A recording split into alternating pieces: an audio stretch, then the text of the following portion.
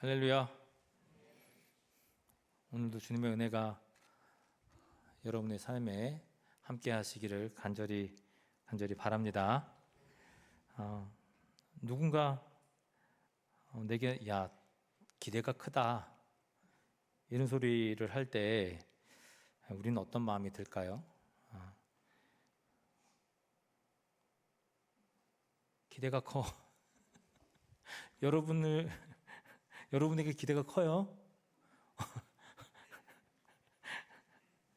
어떤 마음이 듭니까? 부담스럽습니까? 나 오늘 좀 피곤한데 집중해서 들을 마음의 준비가 안 됐는데 기대가 큽니다, 여러분. 부담되죠? 근데 사실 부담도 되지만 그보다 좀 힘이 될 때가 있습니다.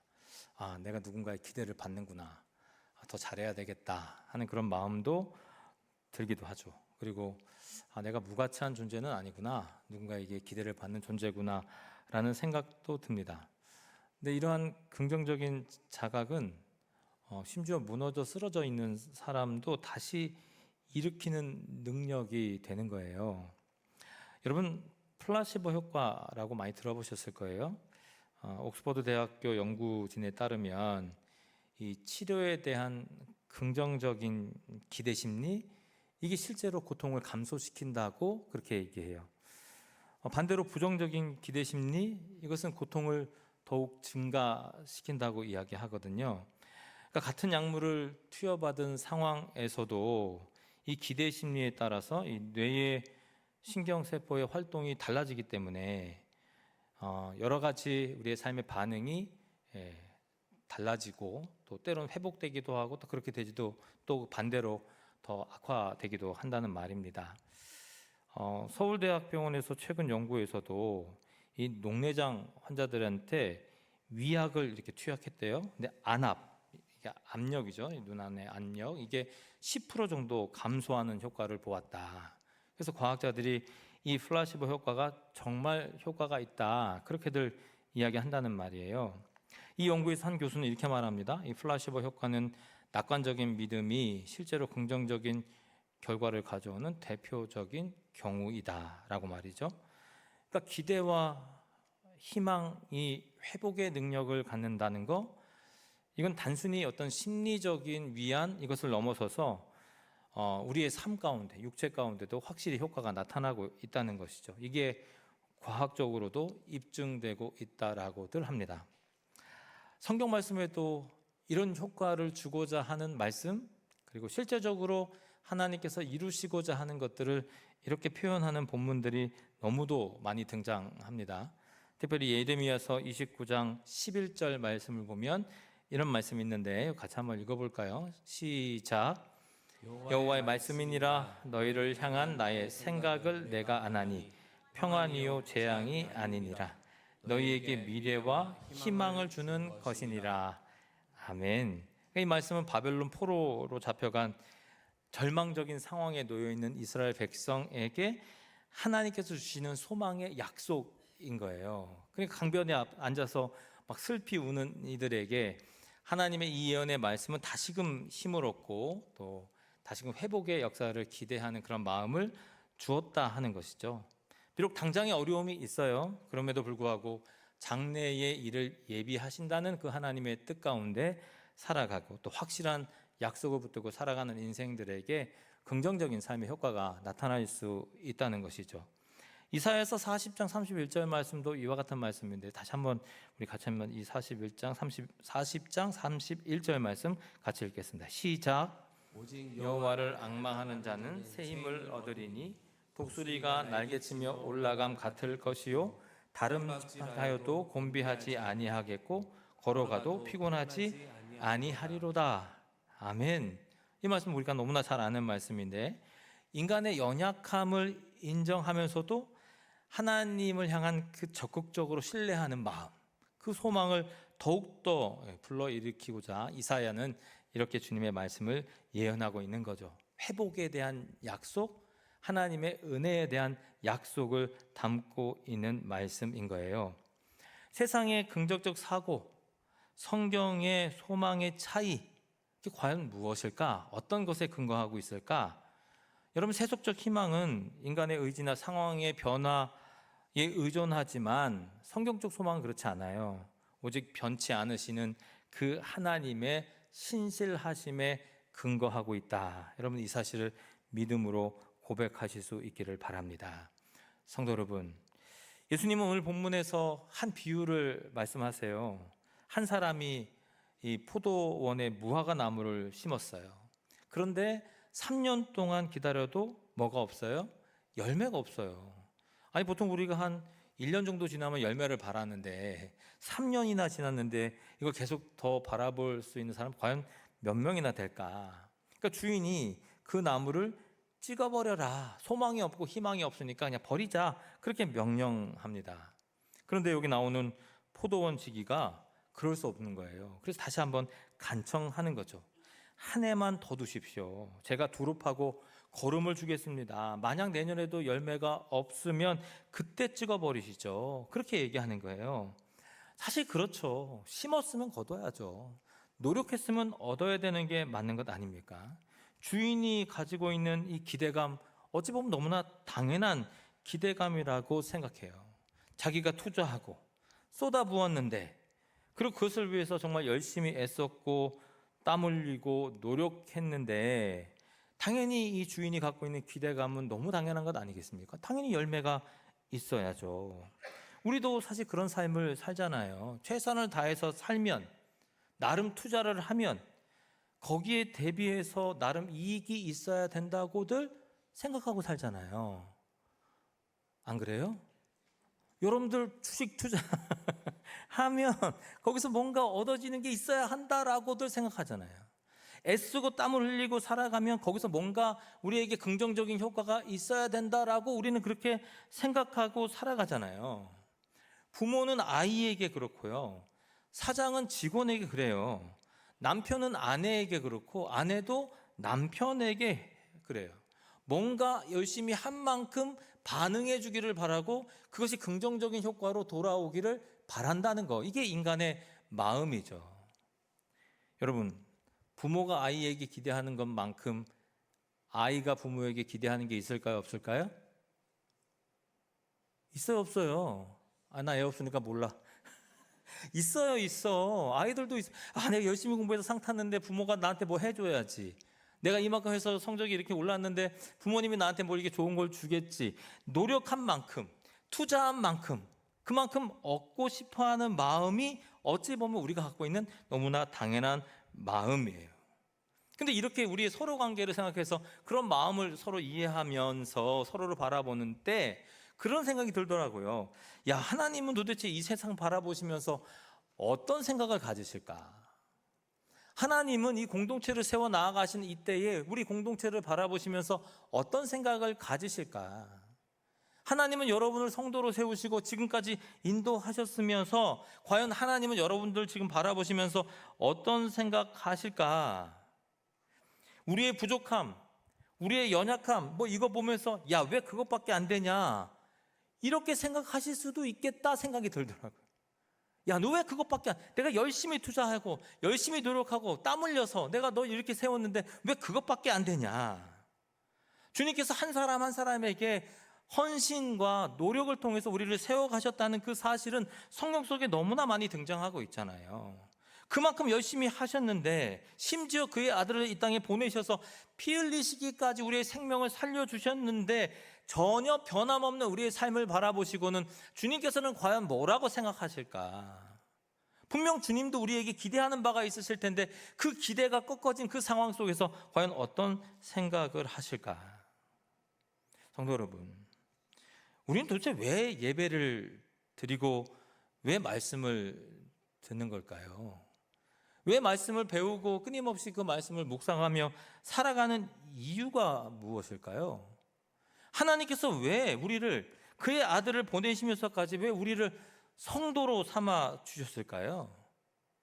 주님은 단호하게 말씀하시는 듯 싶어요. 특히 이 말씀 속에서 뭐라고 말씀하십니까? 열매를 맺어라 그래요. 열매를 맺어라. 야, 살아 숨쉬고 있는 것만큼 그것만큼 충분하지 않다. 아우 내가 살아있음에 감사, 이 정도 수준으로 하나님께서 우리를 원하지 않으신다는 거예요. 자기의 아들을 생명까지 바쳐서 우리를 성도로 세워주셨는데, 야, 그 정도면 괜찮아? 예배 드리는 정도면 괜찮아? 말씀을 묵상하는 정도면 괜찮아? 그것만으로 하나님께서 만족하지 않으신다, 충분하지 않다라고 주님은 말씀하시는 듯 싶어요. 하나님 우리에게 원하시는 삶이 뭐예요? 변화된 삶, 성숙한 생명의 열매, 하나님의 뜻을 따라 살아가는 실천의 모습, 하나님께서 그것을 우리에게 기대하시잖아요. 어제와 다른 오늘의 나의 모습, 옛자아를 버리고 새 자아로 살아가는 우리들의 모습, 하나님께서는 그걸 기대하시고 기다리고 계신다는 사실을 우린 잊어서는 안 될 것입니다. 이제 우리는 그럼 그 기대에 어떻게 응답해야 될까? 오늘 말씀을 통해서 우리는 좀 고민해 봐야 될 것입니다. 성도 여러분, 우리가 처해 있는 상황만 보면, 그리고 우리 자신을 우리 스스로가 이렇게 보면, 분명히 주님은 우리를 포기하실 만도 한데 그 생각이 들거든요. 왜 포기하지 않으실까? 이 공동체를 보면, 이 나라를 보면 충분히 포기할 만도 한데 왜 포기하지 않으실까? 왜 여러분을 하나님께서 포기하지 않으실 거라고 생각하세요? 왜 이 공동체를 하나님께서 포기하지 않으셨을까요? 왜 이 나라 이 민족을 하나님께서 포기하지 않으실까요? 사랑하시니까. 뭐라고요? 사랑하시니까. 그놈의 사랑 때문에 하나님께서 참고 또 참고 인내하고 기대하고 소망을 가지고 바라보고 계신다. 여러분, 부모가 자녀에게 기대를 갖는 이유는 뭘까요? 애가 똘똘해서, 나와 다르게 뭔가 공부를 잘해서, 성적이 나보다 나아서, 뭔가 잘 키우면 나중에 나한테 잘해줄 것 같아서 투자하세요? 자식한테 투자? 남는 장사입니까 그게? 아니 도대체 왜 우리가 자녀한테 기대를 가지고 있어요? 아유, 보면 볼수록 이거 참 이게 어떻게 키우나 이런 생각이 있고요. 보면 볼수록 이렇게 나중에 어떻게 잘할까 이런 생각도 있잖아요. 여러분도 그렇게 자녀들을 키워오셨죠? 여러분 뜻대로 잘 안 됐죠? 잘 됐어요? 여러분 원하는 만큼 아이들이 성장해서 부모에게 효도하고 그러고 삽니까? 솔직히 다 미국으로 가버렸잖아. 혼자 사세요. 그럼 미국으로 가버려 자기 먹고 잘 사는데 아주 급급하고 살잖아요. 쉽지 않아요. 쉽지 않아. 그럼에도 불구하고 왜 우리가 그들에게 기대를 가지고 소망을 가지고 있습니까? 뭐 때문에요? 사랑하니까. 뭐 때문에요? 사랑하니까. 하나님께서 왜 우리를 포기하지 않으실까요? 왜 이 공동체를 포기하지 않으시고 이 땅 가운데 새로운 성전을 지어서 예배하게 하실까요? 하나님께서 왜 이 나라 이 민족 폭삭 망하게 하면 될 것을 왜 다시금 세워주시고 새로운 리더십을 세워서 다시금 새로운 기회로 우리에게 허락하실까요? 이유가 뭘까요? 예배 올 때 밥은 꼭 드시고 가셔야 돼. 뭐 때문에 그래요? 사랑하시니까. 우린 종종 생각해 보세요. 너무 부족하고 정말 허물투성이라고 느끼잖아요. 너무 연약하잖아요. 우리가 뒤안길 한번 살펴보십시오. 우리가 얼마나 부족한 것들이 많습니까? 근데 그럼에도 불구하고 하나님께서 우리를 이곳까지 다시금 인도하시고 예배하게 하시잖아요. 우리를 향한 기대를 버리지 아니하시잖아요. 왜 그래요? 사랑하시니까. 하나 둘 셋. 사랑하시니까. 우리를 사랑하시기 때문에 우리를 절대 포기하지 않으시는 거예요. 오늘 본문을 봐요. 포도원 주인은 열매 맺지 못하는 나무, 주인이 당장 잘라버려라 하는데도 잘라버리지 못해요. 단지 효율이나 생산성으로 따졌다면 아예 오래전에 뽑아버렸을 거예요. 저라면 이미 끝났어 그거는. 그런데요, 기다려요. 왜 기다립니까? 애정이 있기 때문에. 애정이 있기 때문에 기다려요. 그러므로 기다리고 기다리는 그 가운데 기대를 놓지 않는다는 말이에요. 최근에 한 연구기관 하버드 교육대학원에서 조사를 했는데 거기 발표에 따르면 이런 거예요. 학습에서 가장 중요한 요소 중 하나는 기대받고 있다는 인식. 내가 너에게 기대하고 있다라는 것을 알려주는 것. 내 선생님이 나를 기대하고 있구나라고 느낄 때 학습적 효과가 높아진다는 거예요. 사람은 사랑받을 때도 그렇지만 기대를 받을 때 더 큰 변화가 있다는 사실을 우리는 이 연구를 통해서 깨달을 수 있어야 한다 이 말입니다. 하나님의 사랑도 마찬가지예요. 주님은 우리를 사랑하시기 때문에 우리에게 기대를 가지고 계세요. 그냥 내버려두지 않아야 하시는 그 사랑과 기대가 오늘 우리에게 하나님을 통해서 드리워진다 이 말이에요. 그리고 우리에게 이렇게 말씀하세요. 한 번 더 기회를 주겠다. 내가 너를 한 번 더 기회를 주겠다. 성도 여러분, 이 무화과 나무는 이미 3년을 기다림 받은 존재예요. 이미 끝났을 때도 이미 끝났을 만한 존재예요. 오늘 본문 7절에 그렇게 얘기하잖아요. 내가 3년을 와서 이 무화과 나무에서 열매를 구하되 얻지 못했다. 3년 동안 계속 열매가 맺혔냐 안 맺혔냐 계속 보러 왔는데도 여전히 열매가 있어요 없어요? 없어요. 내가 노력하고 애쓰고 돈 쓰고 땅까지 줬는데도 열매가 없어요. 그러니까 주인은 3년 동안 와서도 내가 아무런 열매를 얻지 못했다라고 실족했다 이 말이에요. 땅의 양분을 받고 햇빛을 받고 관리자의 손길도 받았어요. 그런데도 열매가 없어요. 그런데 이게 그냥 우리 자신과 같아요. 그렇게 우리에게 하나님의 은혜를 주셨고 끊임없이 우리에게 생명을 불어넣어 주셨고 살아갈 길을 여러 개 주셨는데도 불구하고 그 은혜가 너무나 크고 셀 수 없는 은혜를 받았음에도 불구하고 우리도 여전히 열매 맺지 못하는 삶을 살아가는 것 같아요. 실수를 반복해도 주님께서는 우리를 포기하지 아니하시고 인내하시는 듯 같아요. 뜻하지 않은 만남과 사건들을 통해서 끊임없이 우리는 상처를 받고 넘어지고 쓰러지고 있음에도 불구하고 주님은 우리를 붙잡고 계시는 듯 싶어요. 여전히 우리에게 기대를 가지고 소망을 가지고 우리를 바라보시는 것 같아요. 끊임없이 실패해도 끊임없이 우리에게 투자하시는 듯한 하나님은 우리를 단 한순간도 포기하지 않으셨다는 사실이에요.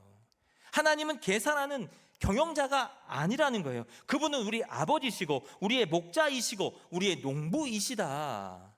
비록 우리가 실패하고 써져도 넘어져도 비록 하나님 눈에 바라보기엔 너무 부족한 인생이라 할지라도 하나님은 절대 우리를 포기 못하시는 이유는 우리를 사랑하시기 때문이다.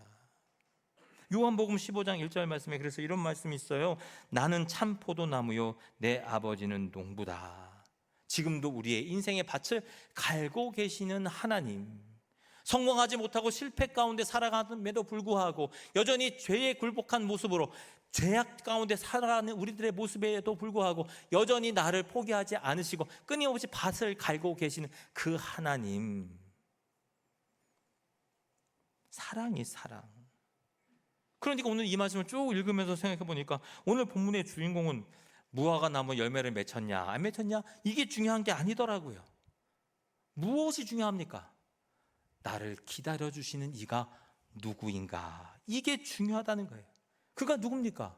바로 예수 그리스도이시죠.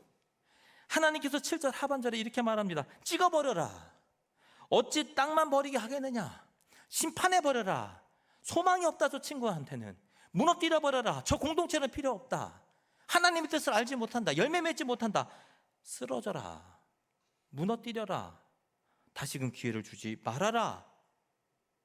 근데 예수께서는 뭐라고 말씀하십니까? 아버지, 올해만 그대로 두소서. 한 번만 더 기회를 주십시오. 분명히 열매 맺을 수 있습니다. 기대와 소망을 가지고 예수 그리스도는 우리를 바라보고 계신다는 말이에요. 그 마음이 어떤 마음이겠습니까? 바로 사랑이라니까요. 지금도 열매 맺지 못하는 우리들을 바라보면서 간구하고 계시는 그 안타까운 마음, 그 마음을 이해해야 해요. 8절에 보니까 포도원 지기는 그래서 이렇게 말합니다. 주인이여, 금년에도 그대로 두소서. 내가 두루 파고 거름을 주겠습니다. 그 인생을 어떻게든 내가 다시금 열매 맺는 인생으로 바꿔내겠습니다. 비록 고난이 있고 어려움이 있어도 다시금 그의 밭을 파고 다시금 걸음을 줘서라도 정말 옥토 같은 인생으로 변화시키겠습니다. 근데 우리는 주님의 뜻을 생각하지도 못하고 그렇게 고민하잖아요. 하나님, 왜 제 삶은 이렇게 힘든가요? 왜 이렇게 어렵습니까? 왜 이렇게 실패가 있습니까? 왜 이렇게 우리의 계획대로 되지 않습니까? 왜 그런 줄 아십니까? 그 돌짝밭 같은 여러분의 삶을 하나님께서 지금 갈고 계시기 때문이에요. 하나님의 뜻을 저버리고 세상 가운데 푹 빠져 살아가고 있는 우리들의 모습을 건져주시기 위해서 거름을 뿌리는 순간이라고요. 영혼의 걸음을 뿌리고 영혼의 밭을 갈면서 다시금 소생시키시려는 그 하나님의 의지가 우리의 삶 가운데 드리워질 때 때로는 우리의 삶 가운데 그게 고난이고 그게 어려움이다 생각할 수 있단 말입니다. 히브리서 7장 25절 말씀 이렇게 기록합니다. 같이 한번 읽어보겠습니다. 시작. 그러므로 자기를 힘입어 하나님께 나아가는 자를 온전히 구원하실 수 있으니 이는 그가 항상 살아 계셔서 그들을 위하여 간구하심이라. 아멘. 하나님께 나아가는 자들을 절대 포기하지 아니하시고 항상 밭을 갈고 계시고 옥토와 같이 만드시려고 걸음을 뿌리는 그 하나님, 생명을 잉태하게 만드시려고 끊임없이 우리와 함께 하시는 그 하나님, 그 하나님께서 끊임없이 우리를 위해서 하나님께 간구하고 계신다는 거예요. 조금만 기다려주세요. 그들이 돌아갈 겁니다. 다시금 회개할 겁니다. 열매를 맺을 것입니다. 조금만 더 시간을 저들에게 허락해 주십시오. 예수 그리스도의 그 간절함이 이 말씀을 통해 느껴지지 않으십니까? 성도 여러분, 언제까지일까요? 언제까지 주님께서 기다리시겠습니까? 여기서 말하는 3년 있잖아요. 이 3년은요 완전 수거든요. 성경으로 보면 하나님의 충분한 기다림이 있었다는 것을 이야기하고 있어요. 그러니까 하나님은요 우리를 단 한 번만 바라고 평가하지 않아요. 사람은 그렇게 평가가 가능하지만 사람이 사람을 보면 야, 이 사람 되겠다 안 되겠다 이렇게 쉽게 평가하는 사람 만날 수 있잖아요. 근데 하나님은 다 아시면서도 쉽게 평가하거나 결론을 내리지 않으신다는 거예요. 인생에 몇 번이고 하나님께서 기회를 주세요. 하지만 여러분 생각하세요. 그 기회는 영원하지 않다는 걸 말이죠. 우리가 예수님을 알고도 말씀을 배우고도 여전히 세상과 타협하고 살아간다면 여러분 그것은 악을 도모하며 살아간다면 그것은 여전히 하나님께서 우리를 바라보실 때 인내하고 계시기 때문이에요. 우리를 심판하지 아니하시는 것은 하나님께서 여전히 우리를 바라보시며 기대를 멈추지 아니하시기 때문이에요. 그럼에도 불구하고 세상 가운데 타협하고 살면서 우리가 마치 잘 먹고 잘 사는 것처럼 성공하고 살아가는 것처럼 뭔가 잘 되는 것처럼 보이는 것은 그것은 하나님의 뜻에 오해가 있다 이 말입니다. 우리가 바라볼 때 마치 가만 놔두시는 것처럼 그 길이 옳은 것처럼 우리는 오해 가운데 살아가고 있다는 거예요. 하나님 지금도 참으세요. 하지만 영원히 참으시는 분은 아니다. 오늘 말씀은 그래 우리에게 말씀하고 있잖아요. 9절에 이렇게 경고합니다. 이후에 만일 열매가 열면 좋거니와 그렇지 않으면 찍어버리소서 하였다 하시니라. 결국 찍어버릴 때가 있단 말이에요. 하나님의 심판은 여러분 꼭 이루어져요. 근데 그 하나님의 심판은요 심판만, 미래의 심판만을 이야기하는 게 아니에요. 지금 내 안에 은혜가 식고 말씀을 들어도 감동이 없다면, 죄에 대해 무감각하다면 지금 우리는 심판 가운데 있음을 생각해야 돼요. 그 자체가 심판의 증상일 수 있다는 것을 생각해야 돼요. 하나님의 말씀을 보고 주님께 찬양하고 예배를 하는데 은혜가 없어요. 기쁨이 없어요. 소망이 없어요. 여러분 그것은 지금의 심판의 기간이다, 증상이다라는 것을 생각해야 돼요. 하나님의 은혜가 멈추는 것보다 더 무서운 심판은 없습니다. 죄를 짓는데 그것을 알지 못하는 그런 무서운 심판은 없다는 거예요. 결국 히브리서 6장 7절에서 8절 말씀에는 이런 말씀이 있습니다. 제가 읽어드릴게요. 땅이 그 위에 자주 내리는 비를 흡수하여 밭 가는 자들이 쓰기에 합당한 채소를 내면 하나님께 복을 받고, 만일 가시와 엉겅퀴를 내면 버림을 당하고 저주함에 가까워 그 마지막은 불사름이 되니라. 할렐루야. 성경 말씀입니다. 불사름이 되리라. 가시와 엉겅퀴를 내면, 끊임없이 죄 가운데 거하면, 하나님의 심판의 날을 바라보지 못하고 현실에 자고하고 살아가게 되면, 자기의 이익만 가지고 살아가고 자기의 뜻만을 펼치려고 살아가게 되면 어느 순간엔가 결국 우리는 심판을 받게 된다. 마태복음 7장 19절 말씀, 이런 말씀이 있습니다. 아름다운 열매를 맺지 아니하는 나무마다 찍혀 불에 던져지느니라. 심판받게 되리라. 성도 여러분, 그날이 언제일까요? 바로 오늘일 수 있습니다. 이 예배당을 나가는 그 순간이 될 수도 있어요. 아니, 예배드리는 이 순간이 될 수도 있어요. 오늘이 은혜의 마지막 기회일 수 있다는 거예요. 여러분, 하나님께서 우리에게 간절히 원하시는 열매는 뭘까요? 그러면 어떤 열매를 원하실까요? 어떤 삶의 성과를 원하시는 분일까요? 아니, 아직 아니잖아요. 조금만 더 있어야 되잖아요. 우리에게 시간이 있어야 되잖아요. 지금 당장 벌어지는 일은 아니잖아요. 하나님께서 그걸 원하시는 것이겠습니까? 아니요. 그걸 원하시는 게 아니에요. 하나님께서는 여러분에게 원하시는 그 귀한 열매는요, 회개의 열매인 거예요. 회개의 열매. 우리의 삶에 죄가 있어요. 부족해요. 그럼에도 불구하고 예수 그리스도가 이 땅에 오셔서 우리의 생명을 살려주셨잖아요. 그 은혜 때문에 감사할 뿐만 아니라 여전히 우리가 죄를 짓고 살아가고 있구나, 죄 가운데 있구나라는 그 마음, 다시금 회개를 통해서 하나님께 예배하고 영광 올려드릴 때 하나님께서는 그 삶을 바라보면서 열매 맺는 삶이구나, 합당한 삶을 살아가고 있구나, 주님께서 그렇게 말씀해 주신단 말입니다. 마태복음 3장 8절에 이런 말씀이 있습니다. 그러므로 회개에 합당한 열매를 맺고 살아라. 회개에 합당한 열매를 맺고 살아라. 요한복음 15장 8절 말씀, 이런 말씀이 있습니다. 너희가 열매를 많이 맺으면 내 아버지께서 영광을 받으실 것이요 너희는 내 제자가 되리라. 하나님 앞에 우리의 죄를 자복할 때 진정한 예배자로의 변화가 우리의 삶 가운데 나타난다. 영국의 찰스 번절 목사님은 한 청년한테 이런 말을 했대요. 하나님께서 당신을 위해 하신 일에 비하면 당신이 드릴 수 있는 것은 단지 응답밖에 없습니다. 우리의 반응밖에 없어요.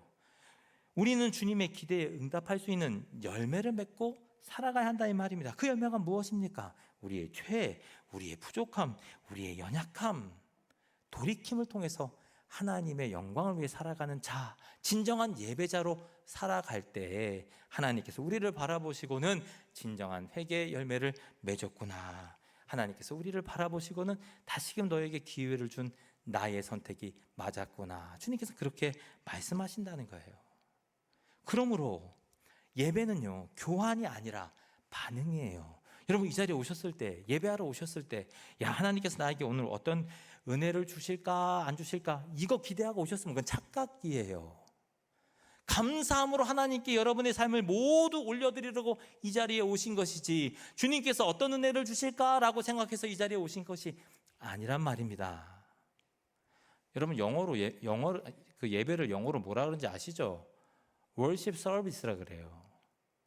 어떤 사람은 이 말 듣고 착각해가지고 교회 오면 서비스 받는 데라, 나한테 잘해줘야지, 나를 섬겨줘야지, 이렇게 오시는 분들도 계시는 것 같아요. 예전에 섬기는 교회에서 그런 얘기 하더라고요. 제가 안내부를 맡았었는데 안내부에서 인사를 하면서 하니까 어떤 분이 그런 얘기를 하더래요. 더 웃어줘야지, 더 친절하게 해줘야지, 내가 지금 손님으로 오는데 더 잘 받아줘야지. 그 말 듣고 좀 깜짝 놀랐어요. 물론 우리가 훈련할 땐 더 웃어주고 더 친절하게 해주자라고 얘기하지만 그건 손님 받는 격이 아니거든요.